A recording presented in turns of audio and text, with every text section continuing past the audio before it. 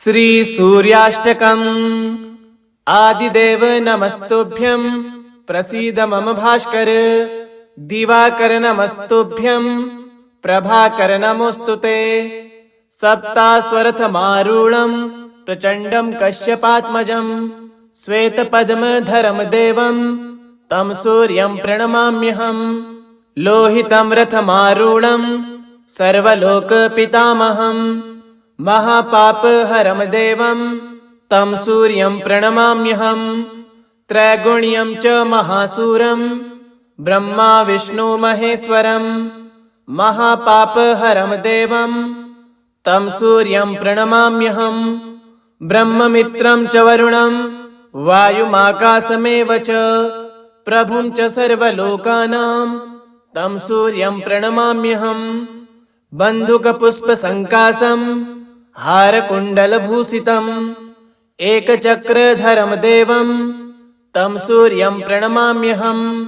तं सूर्यं जगतां नाथं ज्ञानप्रकाशमोक्षदं महापापहरं देवं तं सूर्यं प्रणमाम्यहम्। सूर्याष्टकं पठे नित्यं ग्रहपीडाप्रणाशनम्। अपुत्रो लभते पुत्रं दरिद्रो धनवान् भवेत्।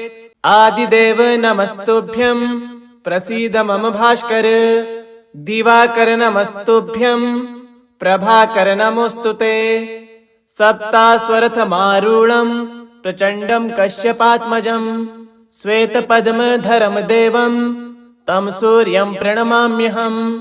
लोहितं रथमारूढं सर्वलोकपितामहं महापापहरं देवं तं सूर्यं प्रणमाम्यहम्। त्रैगुण्यं च महासूरं ब्रह्मा विष्णु महेश्वरं महापापहरं देवं तं सूर्यं प्रणमाम्यहम्। ब्रह्ममित्रं च वरुणं वायुमाकाशमेव च प्रभुं च सर्वलोकानां तं सूर्यं प्रणमाम्यहम्। बन्धुकपुष्पसङ्काशं हारकुण्डलभूषितम् एकचक्रधरं देवं तं सूर्यं प्रणमाम्यहम्। तं सूर्यं जगतां नाथं ज्ञानप्रकाशमोक्षदं महापापहरं देवं तं सूर्यं प्रणमाम्यहम्। सूर्याष्टकं पठे नित्यं ग्रहपीडाप्रणाशनम्। अपुत्रो लभते पुत्रं दरिद्रो धनवान् भवेत्। आदिदेव नमस्तुभ्यं प्रसीद मम भास्कर। दिवाकर नमस्तुभ्यं प्रभाकर नमोस्तुते। सप्तास्वरथमारूढं प्रचण्डं कश्यपात्मजं श्वेतपद्मधरं देवं तं सूर्यं प्रणमाम्यहम्।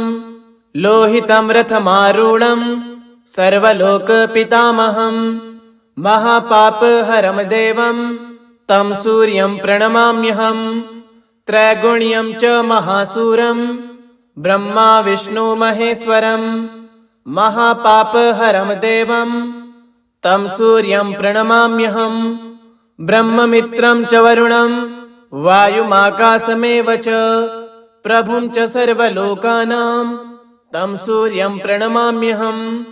बन्धुकपुष्पसङ्काशं हारकुण्डलभूषितम् एकचक्रधरं देवं तं सूर्यं प्रणमाम्यहम्। तं सूर्यं जगतां नाथं ज्ञानप्रकाशमोक्षदं महापापहरं देवं तं सूर्यं प्रणमाम्यहम्। सूर्याष्टकं पठे नित्यं ग्रहपीडाप्रणाशनम्। अपुत्रो लभते पुत्रं दरिद्रो धनवान् भवेत्। आदिदेव नमस्तुभ्यं प्रसीद मम भास्कर।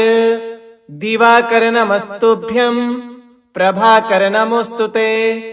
सप्तास्वरथमारूढं प्रचण्डं कश्यपात्मजं श्वेतपद्मधरं देवं तं सूर्यं प्रणमाम्यहम्। लोहितं रथमारूढं सर्वलोकपितामहं महापापहरं देवं तं सूर्यं प्रणमाम्यहम्। त्रैगुण्यं च महासूरं ब्रह्मा विष्णु महेश्वरं महापापहरं देवं तं सूर्यं प्रणमाम्यहम्। ब्रह्ममित्रं च वरुणं वायुमाकाशमेव च प्रभुं च सर्वलोकानां तं सूर्यं प्रणमाम्यहम्। बन्धुकपुष्पसङ्काशं हारकुण्डलभूषितम् एकचक्रधरं देवं तं सूर्यं प्रणमाम्यहम्। तं सूर्यं जगतां नाथं ज्ञानप्रकाशमोक्षदं महापापहरं देवं तं सूर्यं प्रणमाम्यहम्। सूर्याष्टकं पठे नित्यं ग्रहपीडाप्रणाशनम्। अपुत्रो लभते पुत्रं दरिद्रो धनवान् भवेत्। आदिदेव नमस्तुभ्यं प्रसीद मम भास्कर। दिवाकर नमस्तुभ्यं प्रभाकर नमोऽस्तु ते। सप्तास्वरथमारूढं प्रचण्डं कश्यपात्मजं श्वेतपद्मधरं देवं तं सूर्यं प्रणमाम्यहम्। लोहितं रथमारूढं सर्वलोकपितामहं महापापहरं देवं तं सूर्यं प्रणमाम्यहम्। त्रैगुण्यं च महासूरं ब्रह्मा विष्णु महेश्वरं महापापहरं देवं तं सूर्यं प्रणमाम्यहम्। ब्रह्ममित्रं च वरुणं वायुमाकाशमेव च प्रभुं च सर्वलोकानां तं सूर्यं प्रणमाम्यहम्। बन्धुकपुष्पसङ्काशं हारकुण्डलभूषितम् एकचक्रधरं देवं तं सूर्यं प्रणमाम्यहम्। तं सूर्यं जगतां नाथं ज्ञानप्रकाशमोक्षदं महापापहरं देवं तं सूर्यं प्रणमाम्यहम्। सूर्याष्टकं पठे नित्यं ग्रहपीडाप्रणाशनम्। अपुत्रो लभते पुत्रं दरिद्रो धनवान् भवेत्। आदिदेव नमस्तुभ्यं प्रसीद मम भास्कर। दिवाकर नमस्तुभ्यं प्रभाकर नमोऽस्तु ते।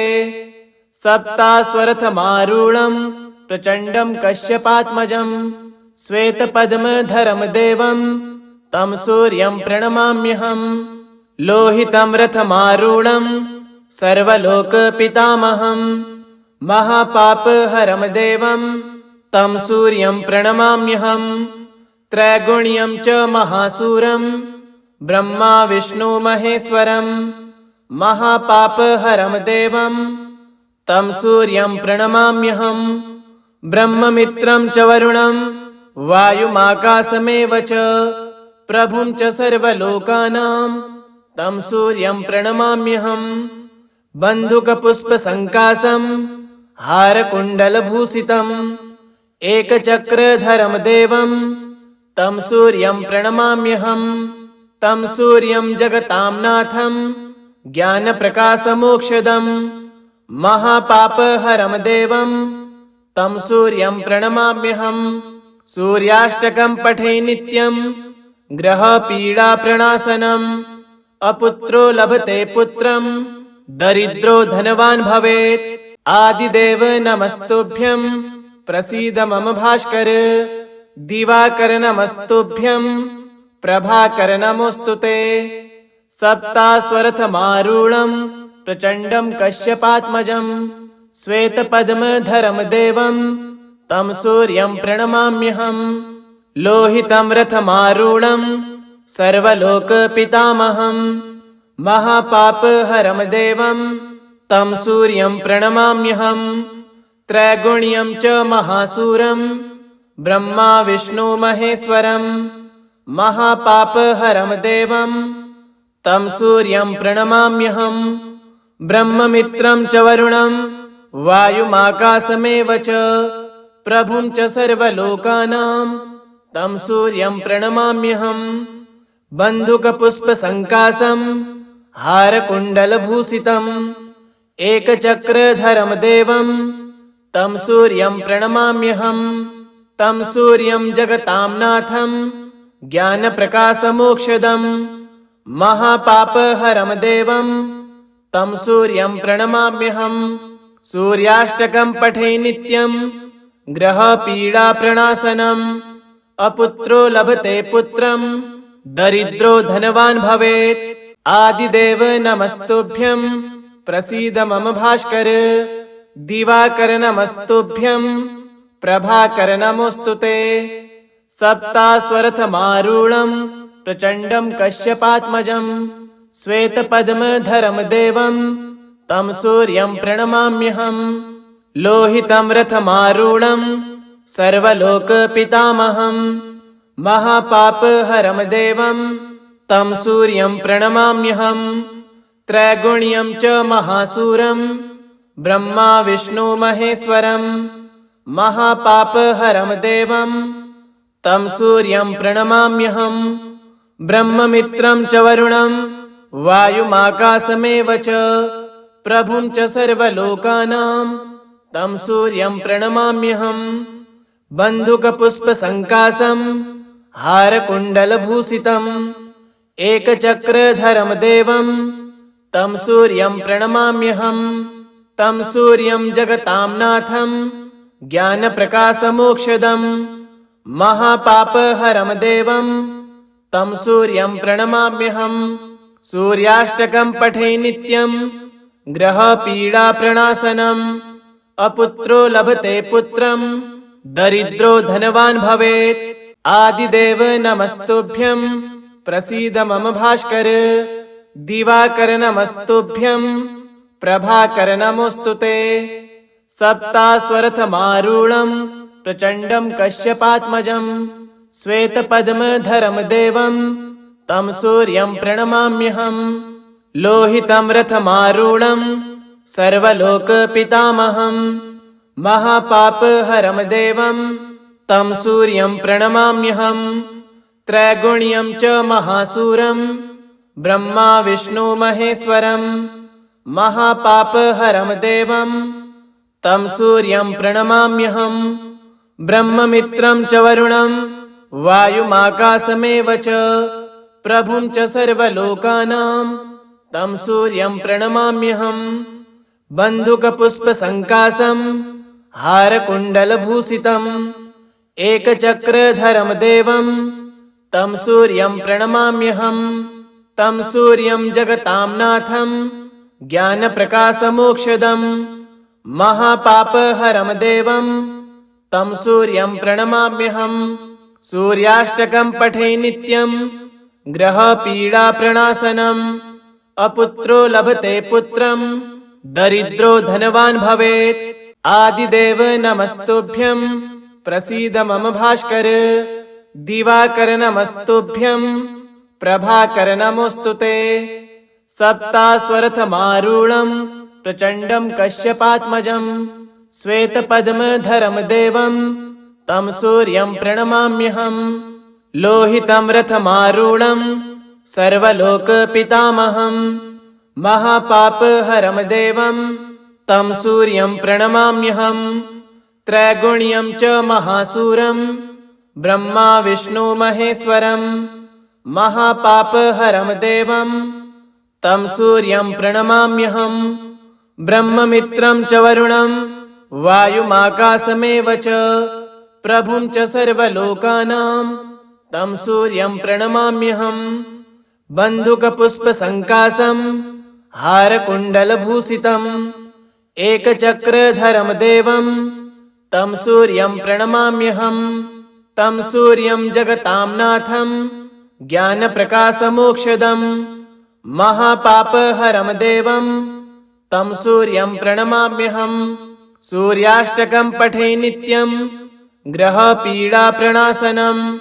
अपुत्रो लभते पुत्रं दरिद्रो धनवान् भवेत्। आदिदेव नमस्तुभ्यं प्रसीद मम भास्कर। दिवाकर नमस्तुभ्यं प्रभाकर नमोऽस्तु ते।